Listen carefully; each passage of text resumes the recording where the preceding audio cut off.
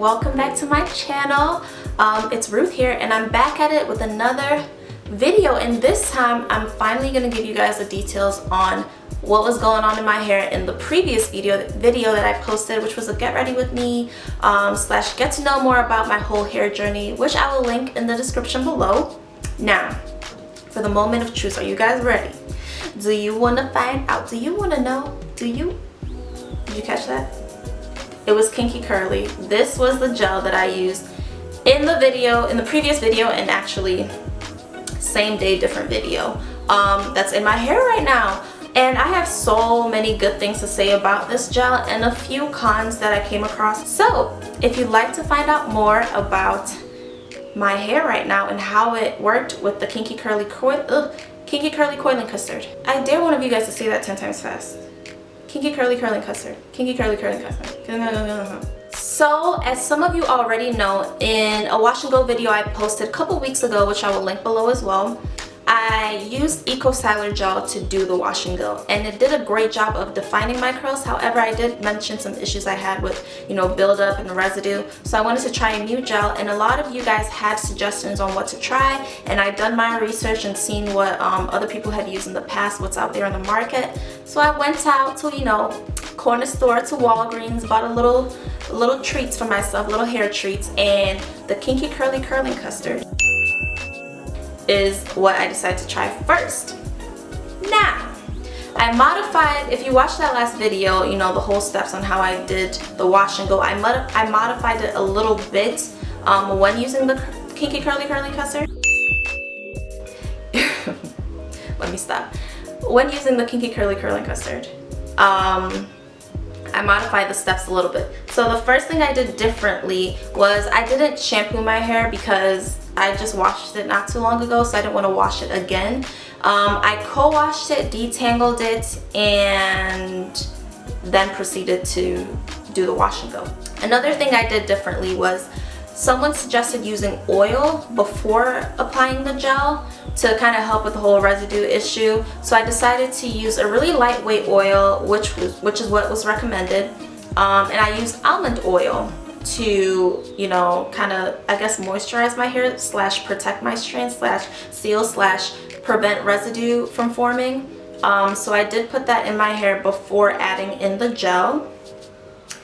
And then third modification to the whole routine was that I squeezed the product into my hair before doing the whole pirikatan pampa shake it, Before shaking it up, I gave my hair a little squeeze to kind of make sure the product was rolling in there. And then I went ahead and did the whole shaking to define the curls. Okay, so now I want to get into the details on what I loved about Kinky Curly Curling Custard and what I didn't like about Kinky Curly Curling Custard.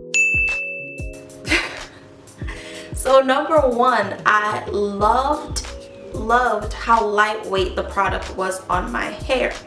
With Eco Styler gel, it's such a heavy product. Number one, it takes forever to dry. It takes forever to dry. And it just feels heavy, and it's crunchy on your hair. Like, you don't want anybody to touch your hair when you use Eco Styler gel. And never mind those people that don't even ask before they touch your hair, they kind of like go in for the grab. Yeah, those are the moments that you dread when you use Eco Styler gel. And I didn't have that issue with the Kinky Curly Curling Custard. So it was very lightweight, meaning it dried faster, and number two, was lightweight and didn't get crunchy, and my hair was softer. It made my hair feel softer and touchable, which I love. So I guess those are 2 points. Next point was that it had good slip. The Eco Styler gel actually had pretty good slip too, so it wasn't that much difference in terms of slip, but I liked how workable the product was in my hair. That's fact number 3. And then number 4, it smelled amazing. It smelled like I was walking around campus, because I'm back in school now, like smelling like a coconut breeze.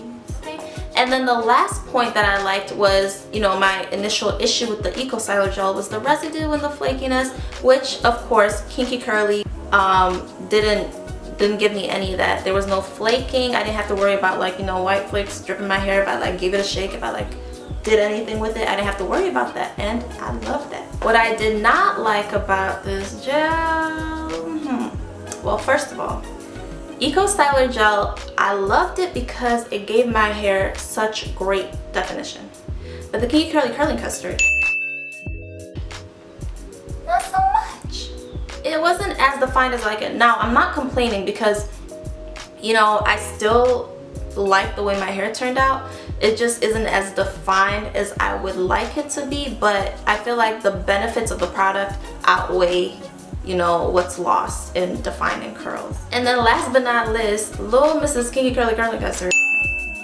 Homie, was expensive. I was like, dang, can I put a down payment on this? Like $17 for an 8-ounce bottle of gel? What? But it was an investment, and I made the purchase anyway. I'm like trying so hard to like preserve the product and not just like, because the Eco Styler is so cheap, you can just like waste product and just throw it in your hair. Some of it goes down the drain, you don't care. But with this, I'm just like, y'all not moving anyway. Y'all staying on here, okay? Shumba me. So that was the only issues I had. It wasn't as defining, and it was expensive AF. So I would like to hear you guys' thoughts and how Kinky Curly Curling Custard worked on your hair. If you have any tips on how you use the product, what did you do differently that I did? Because I'd like to know how else to make the product last longer. I mean, that's another thing that was great. Because my hair wasn't so crunchy and hard from the product, I could use it. I think I did the wash and go on a Tuesday, and it lasted me until a Friday without having to redo it and like worry about it flaking and looking trifling when I go to class. But yeah, leave your comments down below on your experiences with Kinky Curly Curling Custard, and any tips and tricks, any pointers on how you use the product differently than I do. And so that'd be it. And then also, so you guys saw that I had 2 other products in mind to try. The first was Camille Rose, which a lot of you guys recommended, and the second one was, these are the 2 other products that I have in mind to use. And what would you guys like to see first? I mean, I haven't heard much about this from you guys, but I have seen it used otherwise, and it seems like a good product. This one I've heard a lot about, so I'd like to know which one you guys would like to see next. I think I know what the answer is going to be, but I would like to know. Leave a comment down below. And I would like to just quickly add, thank you so much guys for watching my videos, for commenting, for giving suggestions and stuff. I just really love the whole community feeling I'm getting from this whole experience. So I just want to say thank you, and subscribe. Make sure you subscribe and stay tuned for future videos. Thank you.